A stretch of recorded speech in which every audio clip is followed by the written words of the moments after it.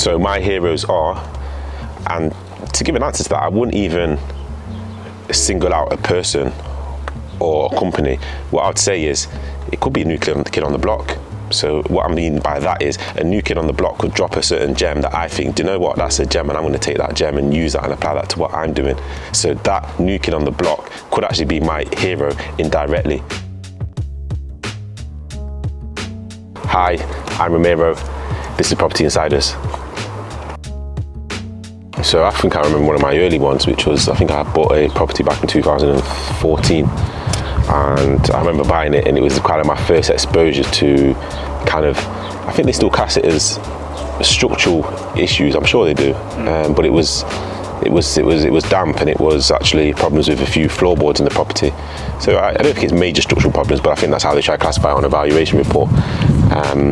The damp issues were quite funny, actually, to be fair, because there was thick clay tiles, Victorian tiles, quite thick like this in the kitchen, and you could smell something, but again, being quite new to property, I didn't know what it was.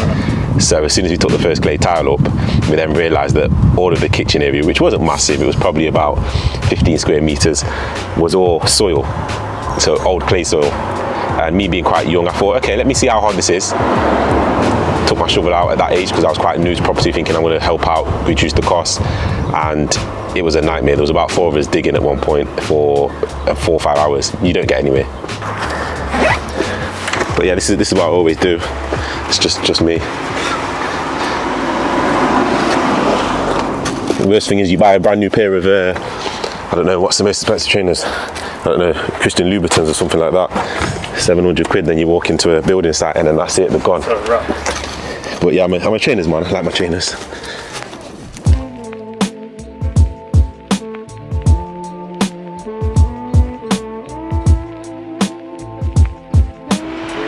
Okay, let's see if I've been to the gym today. The door's not opening. Oh, there we go.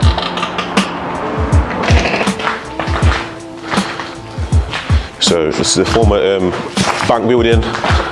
Before there was like a cashier just over this section, and all that was like various different rooms over there. And that was just like the foyer area of people that came into the bank. So all behind here was all like cordoned off. You couldn't get back past this section, so it was just obviously stud walls. I'll show you the vault as well.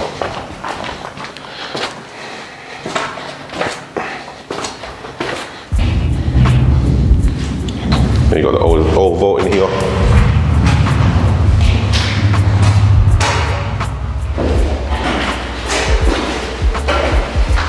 As you can see.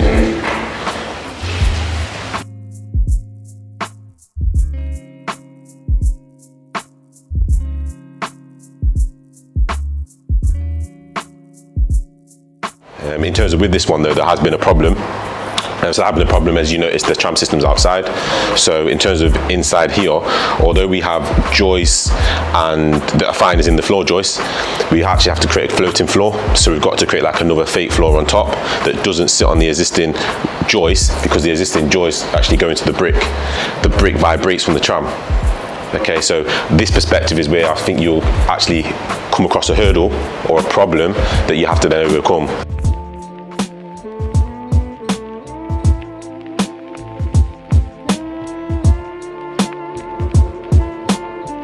Where I started to, for me, it was a case of just being young, like everyone else. You're 15, 16, 17, I guess playing outside with your friends, going to school, going to college.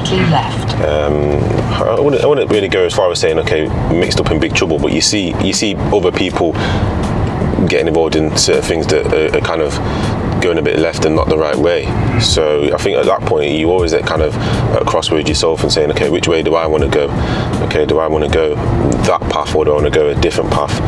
And I think I kind of stood there and said to myself, do you know what, I want to, I'm not saying be like someone who's with the hammer, but just be someone in life that can set some kind of legacy or have my name somewhere on some kind of building, for example. There was a time where I was selling memory cards at college. Okay, if anyone that remembers phones, I think it was like Nokia.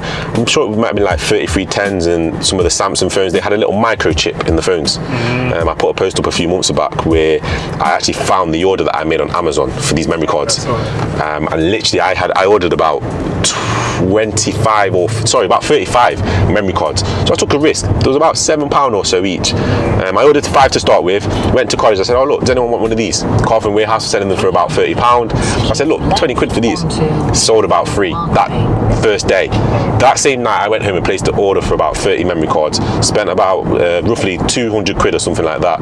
I then went and sold all those memory cards. And the reason I remember that transaction in that period of time is because that was probably my first £1,000 that I went out there and actively raised myself.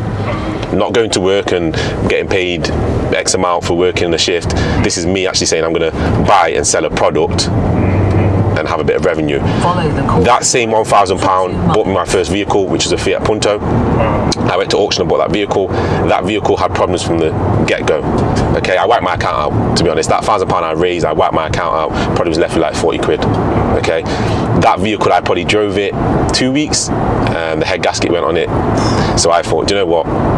This was the wrong choice to make. I then got rid of the car, put the car back into auction, got about £800 back for it. So I made a loss on that transaction.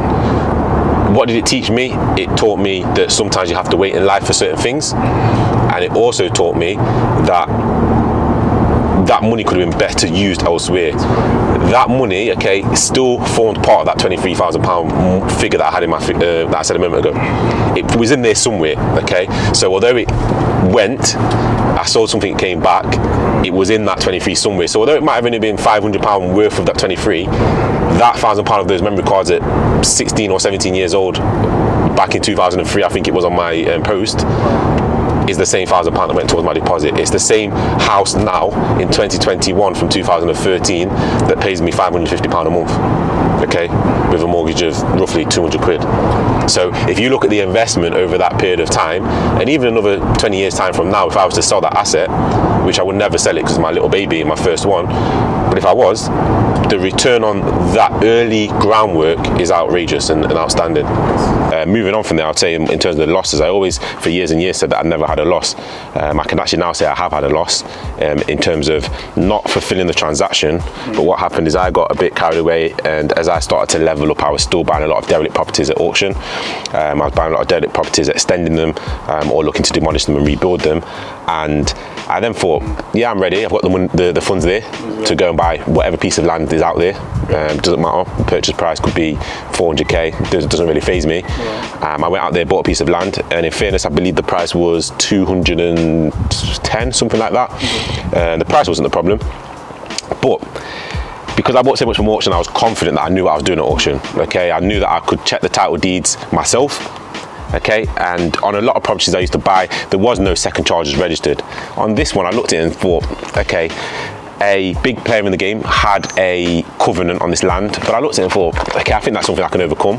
But this is where you get carried away a little bit, and without the right guidance from the legal team, because I thought I can deal with this one myself, that covenant was a deadly covenant. So although the land had planning permission, that particular home builder or home buyer that built 1,000 houses on that estate beforehand sold the land to someone else, who then sold it to someone else, who then was trying to sell it onto me. They had a covenant that said only restaurants can actually be built on that land. So what does that mean? It means I go to the home buyer office, who's in Nottingham, the main office where I live, went in there, spoke to kind of not the director, but someone that's kind of high up, and said, look, how much do you guys want to take this covenant off the land? They then turn around at that stage and say, well, yeah, we got paid 200 grand 10 years ago, but the GDV now is 1.7 mil, so we want probably about 10%. They then turn around and say, we want 170 grand off you, mate. So I then turn around and say, do you know what, this deal is not feasible for me to pay them 170 and buy the land and make, what am I going to make at the end? So I then walked away from that deal. What did it cost me at that stage? It cost me my initial 10% deposit at auction. So it cost me that kind of 20k or so with legal fees and stuff like that. So that was a loss, but again, it's a learning point of you approach them beforehand, which is that big home buyer, or you go and get the right advice on what is the implications of that covenant. So no, currently it's actually a 4-bed bungalow. There's 3 bedrooms upstairs, 1 downstairs, 4-bed bungalow, 1 bathroom. So what we're going to do here is actually keep it as a 4-bed, put an ensuite downstairs, keep the family bathroom upstairs, and also add like a WC toilet upstairs as well. In terms of going back to where I said that I don't do the simple projects, yes, this is a simple cosmetic change in the kitchen and bathroom. However, the main problem was structural subsidence. Okay, so come outside with me and I'll show you evidence of subsidence. And what we're now doing is putting the heli bar, heli fix, and the resin in there as well to actually keep the brick together. So if you, so we're going to jump up here. I don't know if you can get up here as well, but you can see the tie of the bar. Okay, so you see the bar in there with the resin behind it. Okay, because the brick had started to expand and shift and contract and move apart.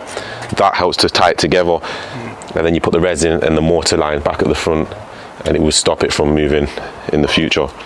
That reason alone makes a valuer say to something like this, it's in a bad condition and the house is moving. And down here as well, you can see, also in there. Okay, it means it's unmortgageable with a normal mortgage company like a Halifax or a NatWest or any other buy-to-let company. So really it's for specialist people that are buying it cash, as I was saying, or potentially if you've got experience, then you can still get lending or funding on something like this. Again, experience is key. I talk about the fact of why not work with someone for free that's on a bigger project. The reason I say that, it goes on your development CV. So when you then go to a lender in the future and say, look, I need X amount for this, or 2 new builds or whatever it might be, they then turn around to you and say, that's fine, who's your architect, who's your builder that's building those bills? You're more than likely going to get the money. Why? Because you worked with someone years before for free of charge. And I can give you examples where I've done something similar, where I worked for free or a very low amount in order to get it on my CV. So when I then go back and say I want to build 10 houses or I want to build 10 apartment blocks, they say, where's your experience? I then say, yeah, look, here's the photos here where I was at that place, and here's me talking at that place 9 years ago. I have the experience. They then turn around and say, that's fine, here's your terms, we're good to go. So something like this, or something like a piece of land with a derelict building on, anything, doesn't matter if you can't get inside the building, you can still get lending or funding on it. Future plans, so for me, yeah, it's always good to level up. And for me, I always say, like when we was talking earlier regarding the setting the limit high and saying, look, I want to buy a buy-to-let and not a first-time buyer house. Same with the houses. I'm doing builds at the moment, 1 unit, 2 unit, 10 apartment blocks, or 10 flats in apartment blocks. So why not level up as much as possible? Why not have 300 units in 1 apartment block? Why not have 100 houses on a piece of land? I work with one of my builders at the moment that digs my foundations and footings. They're doing foundations for 150 units on plots of land. So why not have that aspiration to be the next Barrett Homes, for example? And for anyone going into property, I always say the same thing: set your target as high as possible. And that's exactly where I'm looking to do the same thing.